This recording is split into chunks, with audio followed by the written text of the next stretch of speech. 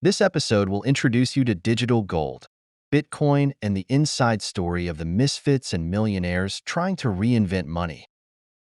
This book has 432 pages, and I will take about 23 minutes to cover its essence, what Bitcoin is, and how it was created and developed. Before we get started, please click on the subscribe button below to stay updated and support Daily Book Dive. Those who frequently use computers know that among the hardware that determines a computer's performance, the graphics card is very important. This is because the graphics card has image processing capabilities, which can assist the computer's CPU, improving overall speed. However, since 2014, this critical computer component has seen a surge in market prices and has often been out of stock. Why did this happen? It's not due to supply chain issues, but because graphics cards are suitable for mining, leading to a frenzy among miners. What does mining mean here? It refers to mining Bitcoin. The process of mining Bitcoin relies on the GPU's speed, which is much faster than using a computer's CPU. As the price of Bitcoin has been rising since its inception, this has led to a craziness in the graphics card market.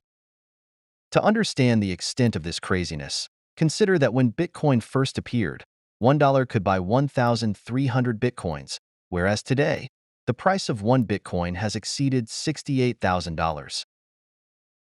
After Bitcoin appeared, Germany, Japan, and Canada recognized Bitcoin as either currency or an asset, while countries like Thailand and the Netherlands remained cautious. Why does a virtual currency receive completely different treatments among major countries?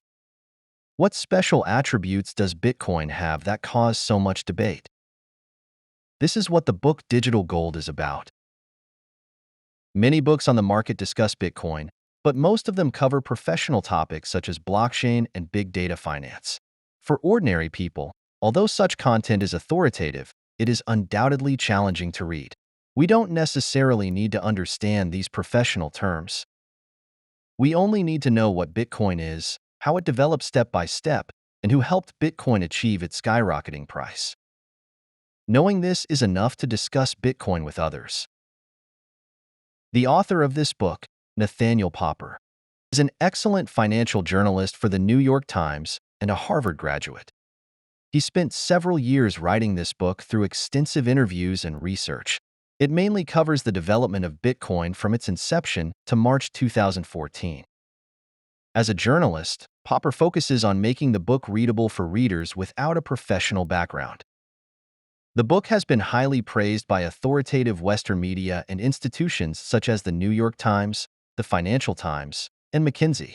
Now that we have introduced the basic information about the book and the author, let's delve into its content from three aspects.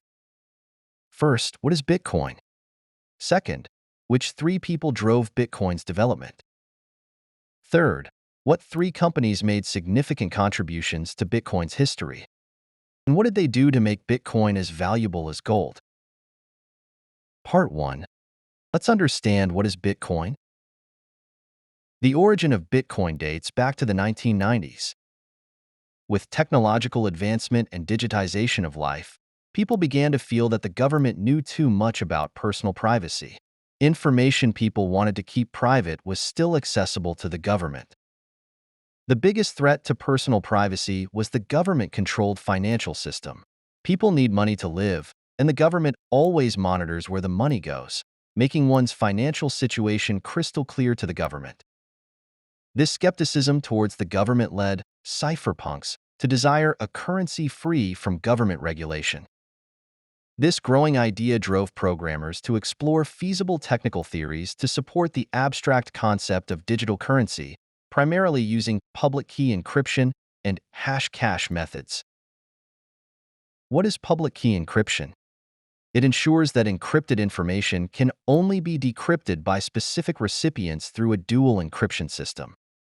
Only when the encrypted information and the recipient's key match through specific calculations can the information be read. Hash-cash addresses the issue of duplicating electronic documents, preventing others from deducing the key from public data. Therefore, once digital currency is transferred, it cannot be reversed, ensuring the security of digital currency. In 2008, a person named Satoshi Nakamoto proposed the concept of a digital currency called Bitcoin, explaining its operation rules, which can be summed up in one word: transparency. Bitcoin's transactions and authenticity are confirmed by all participants.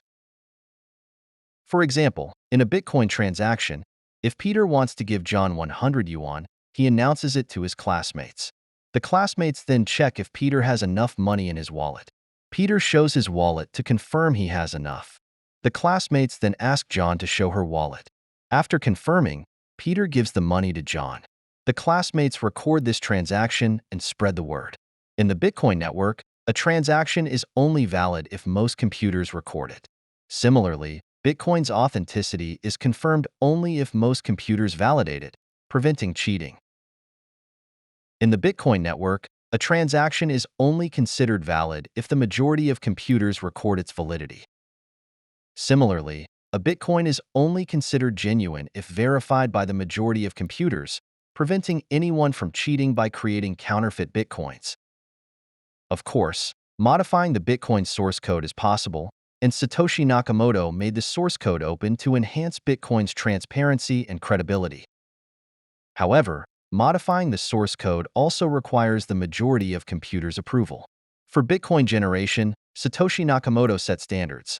The longer the time since the first Bitcoin was generated, and the faster the computers participating in Bitcoin mining operate, the harder it becomes to obtain new Bitcoins. The maximum number of Bitcoins is capped at 21 million. Once 21 million Bitcoins are produced, no more will be generated. Now, in the previous section, we introduced the origins of Bitcoin. So, how did Bitcoin develop? Who were the people driving Bitcoin's growth? When we talk about Bitcoin, we must mention three important figures: one who invented Bitcoin, one who brought Bitcoin into the public eye, and one who introduced Bitcoin to the upper echelons of society. How did they step by step turn a string of data into digital currency as valuable as gold? Part 2. Who drove Bitcoin's development? The first important person in Bitcoin's development is its inventor, Satoshi Nakamoto. However, he is a mysterious figure, known only by the name Satoshi Nakamoto, with nothing else known about him. When Satoshi first proposed Bitcoin in 2008, few people believed in it. At the time, only one person gave him affirmation and encouragement, but later withdrew due to illness. Subsequently, a Finnish university student took over the role, continuing to help Satoshi promote Bitcoin. Satoshi Nakamoto said, "Oh, my writing is poor. I can't introduce Bitcoin well. Can you help me?" So this student wrote some introductory materials about Bitcoin and posted them on Satoshi Nakamoto's Bitcoin website. Then Satoshi Nakamoto said, "Shouldn't Bitcoin have a logo?" The student designed the Bitcoin logo. Later, Satoshi Nakamoto suggested separating official and unofficial statements. So, the student set up a Bitcoin forum independent of the website. By 2009, the first Bitcoin exchange took place on this forum, where someone exchanged $5.02 for 5,050 Bitcoins. At that time, the price of one Bitcoin was equivalent to the electricity cost of generating it. In 2010, someone exchanged 10,000 Bitcoins for 2 pizzas. By the end of 2010, Satoshi Nakamoto felt that progress was too slow. The Finnish student then helped again by posting about the Bitcoin project on a world-class computer enthusiast website, Slashdot, which made Bitcoin popular in their community, and its price started to rise. As the saying goes, programmers change the world. Coincidentally, a programmer joined Satoshi Nakamoto's team. This programmer was very interested in Bitcoin's decentralization. He not only helped Satoshi Nakamoto improve Bitcoin's source code, but also organized a large Bitcoin giveaway, allowing more people to get in touch with Bitcoin. More importantly, he used his real identity online, which Satoshi Nakamoto appreciated. An anonymous inventor paired with a real promoter demonstrated that Bitcoin was not a conspiracy. Perfect.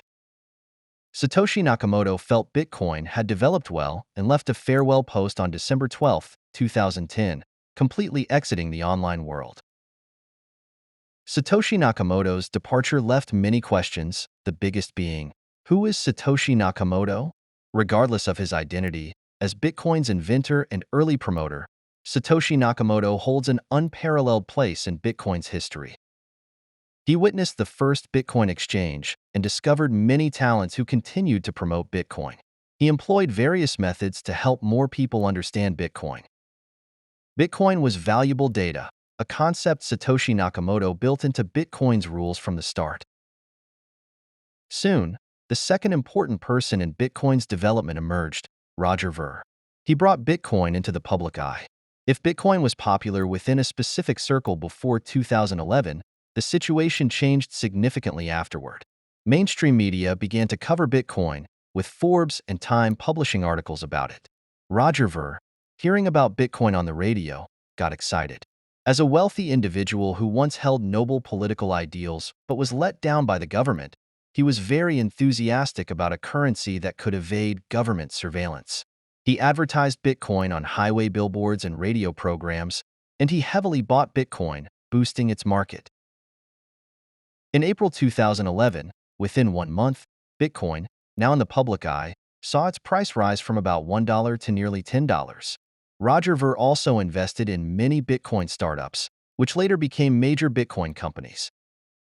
Roger Ver's support for Bitcoin was unwavering, earning him the nickname Bitcoin Jesus. We previously mentioned 3 important people in Bitcoin's development. The third is Wences Casares, an Argentine entrepreneur who introduced Bitcoin to the upper class. Understanding the pain caused by Argentina's long-term inflation, he saw great potential in Bitcoin. Wences began paying attention to Bitcoin in 2011 and started buying large amounts in January 2012. He also brought many company executives into the Bitcoin community. In March 2013, at an annual tech giant gathering, Wences introduced Bitcoin to many Silicon Valley elites, significantly raising its profile. His relentless promotion of Bitcoin transformed it from an obscure currency into a new elite favorite. Wences' advocacy led Silicon Valley to take Bitcoin seriously, indirectly boosting companies that produced Bitcoin mining chips. At this time, the U.S. government issued a statement vaguely clarifying Bitcoin's legality, causing its price to soar. Coupled with the European economic crisis, Bitcoin's price reached $90 by the end of March 2013. So far, we've discussed the 3 important figures in Bitcoin's development: inventor Satoshi Nakamoto, who brought Bitcoin to the public eye, and entrepreneur Wences Casares, who introduced Bitcoin to the Silicon Valley elite. However, Bitcoin's development did not rely solely on these 3 individuals. Institutions also played crucial roles. Which companies were involved in Bitcoin's rapid growth? You only need to remember 3 companies. Part 3. Which companies boosted Bitcoin's growth? While Bitcoin's price was rising, 2 companies emerged as significant players in its development. One was MT.GOX, a Bitcoin exchange website later transferred to a Frenchman living in Japan. The other was Silk Road, an anonymous drug trading website founded by Ross, a highly educated American. MT.GOX served as a bridge between Bitcoin and real currency. Bitcoin's price surge was influenced mainly by Silk Road, which facilitated anonymous illegal trades, highlighting Bitcoin's anonymity. These 2 companies significantly boosted Bitcoin's early development by meeting the demand for anonymity. However, both Silk Road and MT.GOX faced significant challenges. Silk Road attracted massive attention and daily registrations after a deep dive article, nearly crashing the site. Bitcoin's price also soared, drawing U.S. government scrutiny. Ross, aware of his illegal activities, closed new user registrations, halting the site's growth. MT.GOX faced a major crisis in June 2011 when hackers caused substantial Bitcoin losses and user data leaks, damaging its reputation. At this critical moment, Roger Ver stepped in to save MT.GOX, preventing its collapse and safeguarding Bitcoin's future.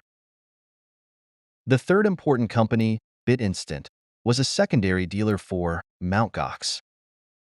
It thrived during Bitcoin's early growth, becoming a significant player. Roger Ver invested $120,000 in BitInstant, later recommending others to support its development. This investment marked a milestone in Bitcoin's industry, showcasing Roger Ver's dedication. During Bitcoin's rapid growth, Mt.GOX struggled to handle the surge in transactions, causing panic withdrawals and a price drop. The management assured users the crash was due to high transaction volume, stabilizing the market. This marked Mt.GOX's second crisis. BitInstant also faced a major crisis in July 2013. Its founder's lack of management experience and a lifestyle of excess led to the company's shutdown and his detention. Silk Road continued its illegal activities, drawing significant attention.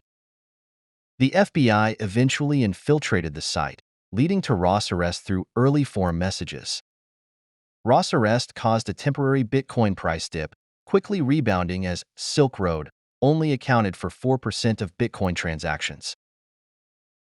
Seeing Mt.GOX's third and final crisis in 2014, Wences Casares founded a new Bitcoin company. Roger Ver focused on a startup called Blockchain, which managed user keys rather than Bitcoin itself, aligning with Bitcoin's decentralized spirit. In Argentina, rampant inflation fueled Bitcoin's demand. Despite government intervention, Blockchain's model prevented interference, boosting its reputation. As Wences predicted, Mt.GOX collapsed after losing $400 million in Bitcoin due to executive negligence. Despite market turmoil, the blame was placed on Mt.GOX rather than Bitcoin itself. This marked the end of Bitcoin's three key companies, with Silk Road expected to fall due to its criminal nature and Mt.GOX succumbing to poor management. To summarize, remember three people and three companies. The three people are Satoshi Nakamoto, Roger Ver, and Wences Casares. Satoshi Nakamoto invented Bitcoin, Roger Ver brought it to the public, and Wences Casares introduced it to Silicon Valley elites. The three companies are Mt.GOX, Silk Road, and BitInstant. The book primarily unfolds through the stories of these three people and companies. Bitcoin remains controversial, with no explanation satisfying everyone. The book is valuable for systematically describing Bitcoin's growth from obscurity to prominence, involving real people and events. Beyond Bitcoin's story, the book offers valuable lessons. The original book link is attached at the end for further reading. You can also click the share button below the video to share this book with your friends. Congratulations, you've just finished another book.